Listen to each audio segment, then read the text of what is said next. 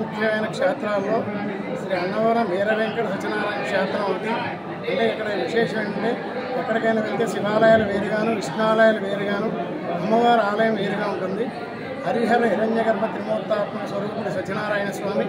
కోరిన కోరికలు తీర్చే భగవంతుడే సత్యనారాయణ స్వామి. మనం ఏ కోరిక కోరుకుంటామో ఆ కోరిక వెంటనే నెరవేర్చి మళ్ళీ పునర్దర్శనం కలిగిస్తారు సత్యనారాయణ స్వామి.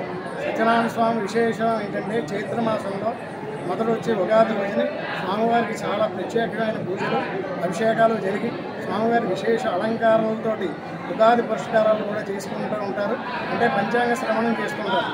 అంటే మన ఆంగ్ల సంవత్సరంలో అయితే జనవరి 1 తారీఖుకి లెక్కలో చూసుకుంటారు. ఆంగ్ల సంవత్సరం అంటే ఆంగ్ల సంవత్సరం లెక్కలో రాదు మనకి, తెలుగు సంవత్సరాది. అంటే తెలుగు సంవత్సరంలో మనకు వచ్చి ఉగాది రోజునే మనకి పంచాంగ శ్రవణం జరుగుతుంది. అంటే రాశులు ఒక రాశిలోంచి ఒక రాశిలోకి మారుతూ ఉంటాయి. గ్రహాలన్నీ కూడా ఏ గ్రహాలు ఎక్కడ అనుకూలంగా ఉంటాయనేది పంచాంగ శ్రవణంలో చదివి వినిపించి భక్తులకు అందరికీ తెలియజేస్తుంటారు. ఏ రాశి బలంలో ఏ రాశి నక్షత్రం ఉంటుందో ఆ నక్షత్రం సంవత్సరం అంతా కూడా ఆయురారోగ్యాలతో ఉంటారని ఆదాయం వ్యయాలు కూడా చదివి స్వామివారికి విన్నపించి పంచాంగ శ్రవణం చేసుకుంటారు. ఈ పంచాంగ శ్రవణం అనేది చాలా ముఖ్యమైన ఘట్టము. ఎందుకంటే హిందూ సాంప్రదాయాల్లో, హిందూ మతంలో ఏంటంటే పంచాంగ శ్రవణం అనేది ఎంత ముఖ్యమో ఉగాది అనేది కూడా అంత ముఖ్యం. ఎందుకంటే మనం జనవరి 1 చేసుకోకూడదు. ఎందుకంటే హిందూ ధర్మం, హిందూ రక్షణ, హిందూ దేశం మనది. ఎందుకంటే ధర్మ రక్షత అని ధర్మాన్ని రక్షించాలంటే ఉగాది నుంచే మనకి రాసుల్లో మారుతూ ఉంటాయి. ఎందుకంటే మన పంచాంగం మారిన వెంటనే చదివేసుకుంటూ ఉంటాం. అలా కాదు, ఉగాది నుంచి చదివిన పంచాంగమే మనకి చాలా విశేషమైన ఫలితం ఇస్తుంది. ఏ రాశి వాళ్ళకి ఏంటనేది. అంటే భార్యాభర్తలు ఇద్దరు ఉంటారు, ఇరువురు ఉంటారు, పిల్లలు ఉంటారు. వాళ్ళకు కూడా ఒక్కొక్క నక్షత్రం ఉంటుంది. ఆ నక్షత్రంలో దాంపత్యంలో ఎవరి నక్షత్రం బలంగా ఉంటుందో దంపతుల్లో చూసుకుని ఆ నక్షత్ర ప్రభావంతో ఆ సంసారం ముందుకు పెట్టుకుంటుంది. దాన్ని యోగ బలం అంటారు. యోగం ఎంత యోగ బలంతో ఉంటుందో అంత ఆదాయం. అంటే 10 రూపాయల ఆదాయం వస్తే 8 రూపాయలు ఖర్చు చూపిస్తుంటుంది. ఒక్కొక్క రాశిలో 10 రూపాయల ఆదాయం వస్తే 10 రూపాయల లాభం చూపిస్తుంటుంది. కాబట్టి ఆ రాశి వాళ్ళు భార్యాభర్తలు ఇద్దరూ కూడా చూసుకుని సంసారాన్ని కూడా నిత్యరాయించుకుని రావడానికి కూడా కారణం ఏంటంటే ఇది పంచాంగ శ్రవణం. ఈ పంచాంగ శ్రవణం చేసుకోవడంలో తిథి వార నక్షత్రాలు తెలుస్తుంటాయి. ఈరోజు ఏంటి, ఈ వారం ఏంటి, నక్షత్రం ఏంటి.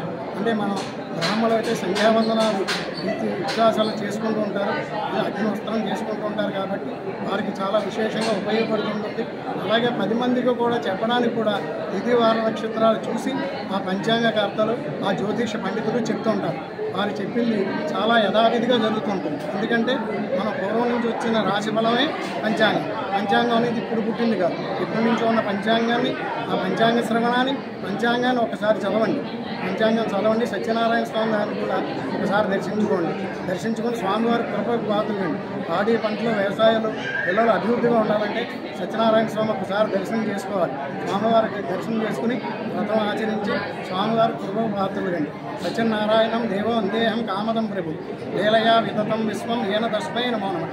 ఈరోజు ఉగాది పురస్కరించుకుని మా చైర్మన్ గారు, మా ఈవో గారు, మా ప్రధాన అర్చకులు, మరి పురోహితులు, అర్చకులు అందరూ కూడా, మరి పరిచారకులు అందరూ కూడా సమిష్టంగా కృషి చేసి ఈరోజు విశేష అలంకారంతో సేవా కార్యక్రమం నడిపించారు.